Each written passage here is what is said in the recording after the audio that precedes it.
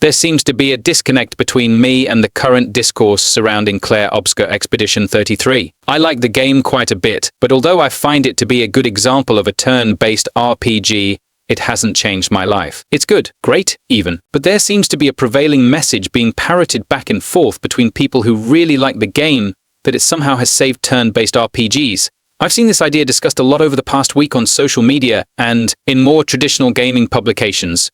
But each time I do, I feel like I'm living in an alternate reality where the last 20 years of gaming never happened. Turn-based RPGs should make a comeback. Where have you been? They never left.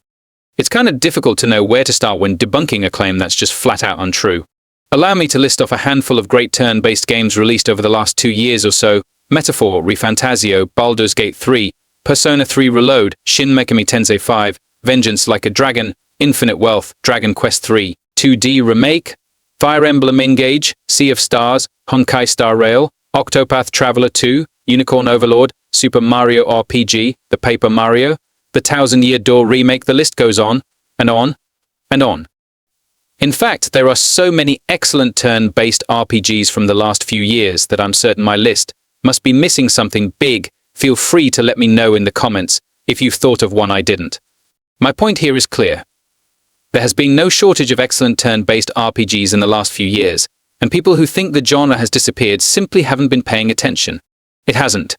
Turn-based RPGs have been among the most popular games of each year, and there's usually at least one nominated for Game of the Year at the Game Awards.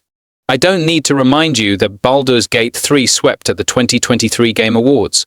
If you think the genre has fallen into obscurity, you just haven't been paying attention. The most frustrating part about the discourse is that it's completely fine to have not been playing turn-based games until something like Clair Obscur came along.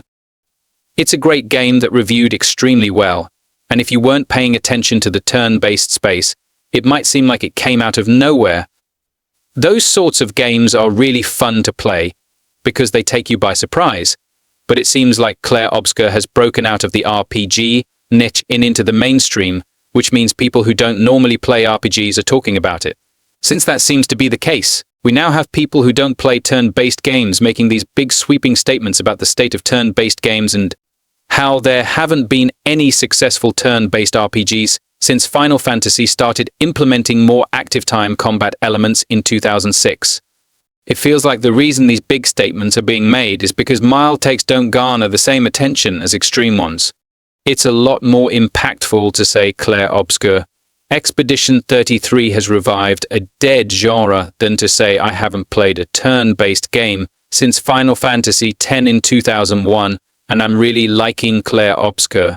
The first statement might be true, but the other statement is far more retweetable.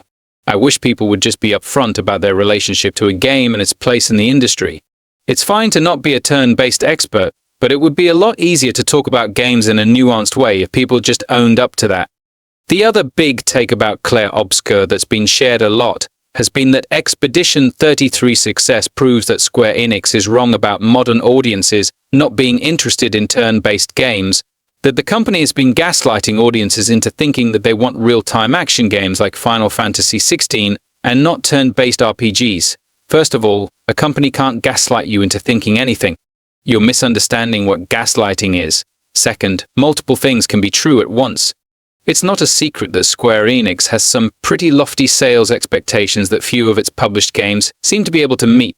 While Clair Obscur has been successful for a small team, that success looks completely different when viewing it through the lens of being a major publisher.